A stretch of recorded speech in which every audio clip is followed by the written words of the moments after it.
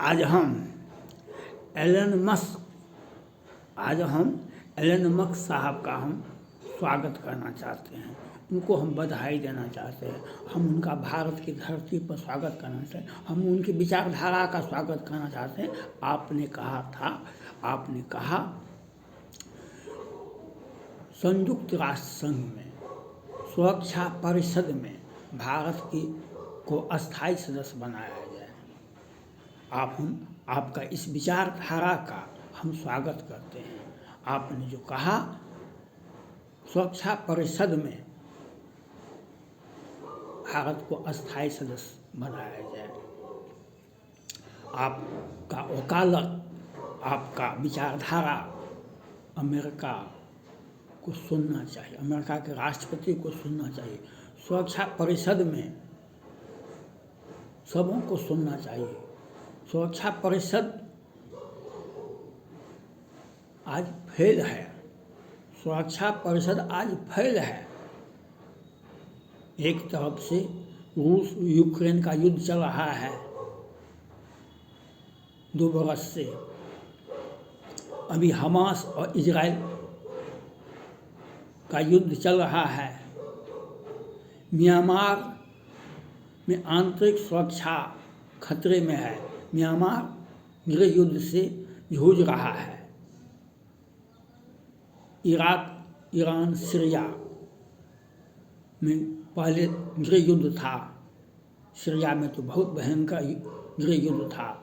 अभी पाकिस्तान और ईरान में, पाकिस्तान और ये अफगानिस्तान तालिबान में हो रहा है।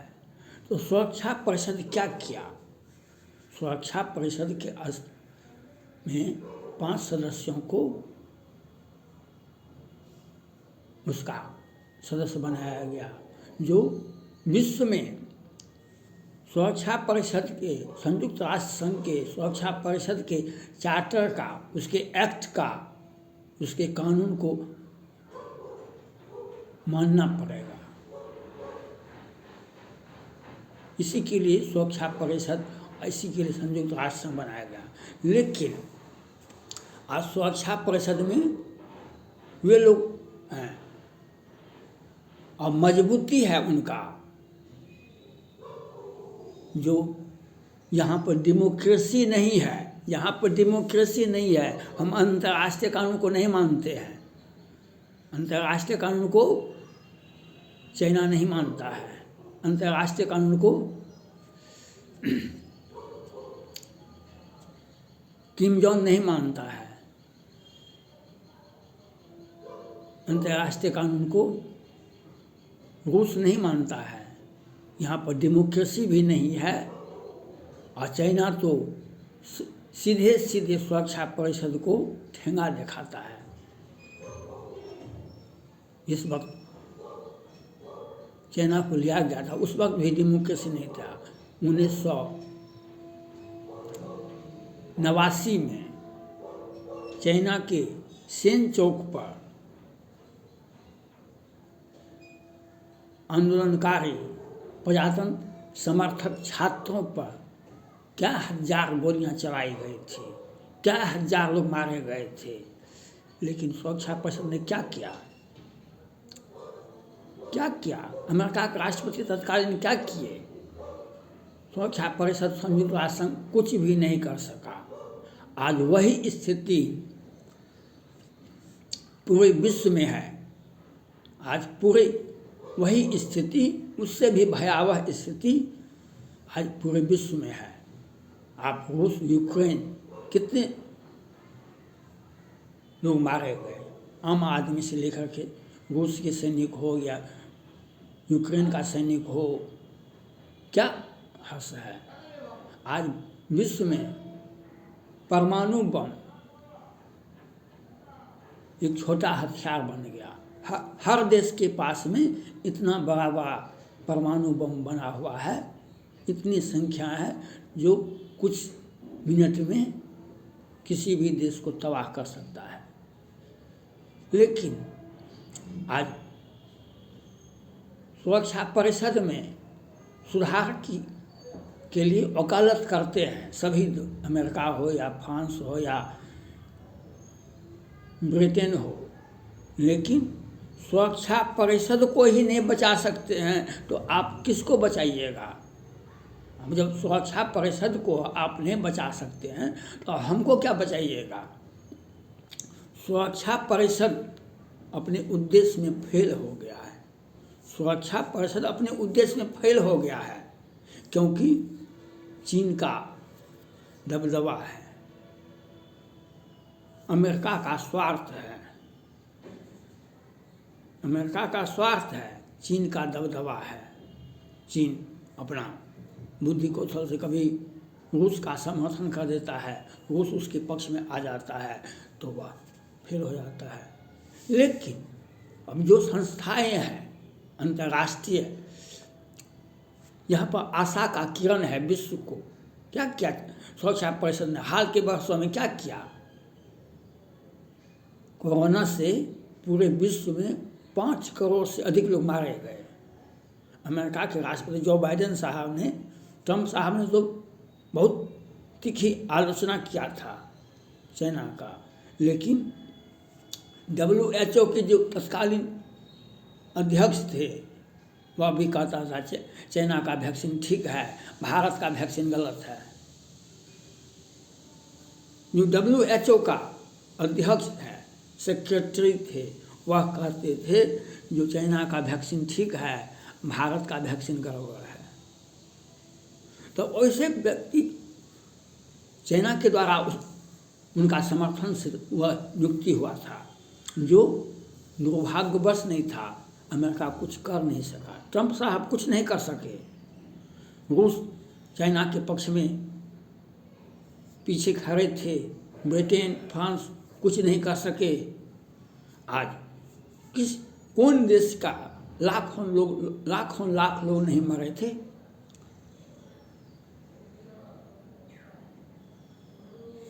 कौन सा देश का? लेकिन सुरक्षा परिषद ने क्या किया?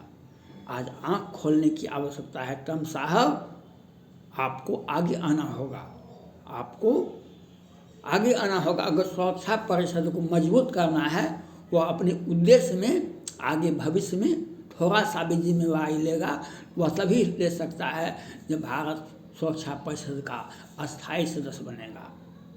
वैसे देशों को तो बाहर कर देना चाहिए संयुक्त राष्ट्र संघ से। जिस देश में डेमोक्रेसी नहीं है, वैसे देशों को बाहर कर देना चाहिए जो अंतर्राष्ट्रीय कानून का पालन नहीं करता है। चाइना क्यों, कौन सा अंतर्राष्ट्रीय कानून का पालन करता है? चाइना कौन सा देश का आज 50 नहीं 100 वर्षों से तिब्बत करा रहा है, तिब्बती करा रहे हैं, वे पलायन करके भारत में जान बचा कर बैठे हुए हैं। संयुक्त राष्ट्र संघ में अब पूरे विश्व में वे दलाई लामा के समर्थक, बौद्ध धर्मी और तिब्बत धर्मी, तिब्बत के लोग आवाज़ उठा रहे हैं। लेकिन चाइना पर क्या कार्रवाई किया अमेरिका ने, सुरक्षा परिषद ने? आज म्यांमार में क्या कर रहा है चीन? सुरक्षा परिषद क्या कर रहा है? आज ईरान और पाकिस्तान में हो रहा है। हमास ने क्या किया? इजराइल के 2000 नागरिकों को मार दिया दिन को जाले में। सुरक्षा परिषद ने क्या किया? कुछ भी नहीं कर सका। अगर सुरक्षा परिषद को, संयुक्त राष्ट्र संघ को बचाना है, सुरक्षा परिषद को अगर मजबूती देना है तो भारत का अस्थायी सदस्य होना चाहिए। और कोई सच्चाई को वो स्वीकार नहीं करते हैं। जब सच्चाई को स्वीकार नहीं कीजिएगा तो अशांति क्या, अशांति तो छोटा सा शब्द है। कोरोना जैसे महाविस्फोटक करेगा चीन, किम जोंग, आप रोक नहीं पाइएगा, आप रोक नहीं पाइएगा। आज रूस यूक्रेन में कई 1 लाख, 3 लाख से 5 लाख रूस के सैनिक नागरिक मारे गए। 5 लाख से कम, 3 लाख से कम यूक्रेन के नागरिक और सैनिक नहीं मारे गए होंगे। सीरिया में क्या हुआ, इराक में क्या हुआ, वह इजराइल और हमास में क्या कौन सा बाकी है आपका? वह हमास संगठन कहता है हमारा 25,000 लोग मारे गए, इजराइल कहता है हमारा 5,000 लोग मारा गया। सुरक्षा परिषद फेल है। जब अंतर्राष्ट्रीय कानून को आप नहीं मानेंगे तो जंगल राज वह भारत 1300 ईस्वी में मुगल काल आते थे, भारत पर हमला करते थे, भाग जाते थे, भारत पर हमला करते थे, भाग जाते थे। और 1526 से वे यहाँ पर आकर के बैठ गए। आंतरिक और भारत का इतिहास है 1526 से 1789 तक मुगल काल का इतिहास कहलाता है। वह मुगल काल का इतिहास भारत का है। 1789 से लेकर के 1947 तक ब्रिटेन ने शासन किया भारत पर। ये अराजक स्थिति वह काल था। आज भी 100 वर्षों से 1950 से तिब्बत पर चीन का अधिकार है। तिब्बत के लोगों की दुर्दशा कौन देखेगा? अमेरिका नहीं देख पाता है। रूस यूक्रेन के युद्ध को रोक नहीं सकता है, इजराइल हमास के युद्ध को रोक नहीं सकता है। इसके लिए माननीय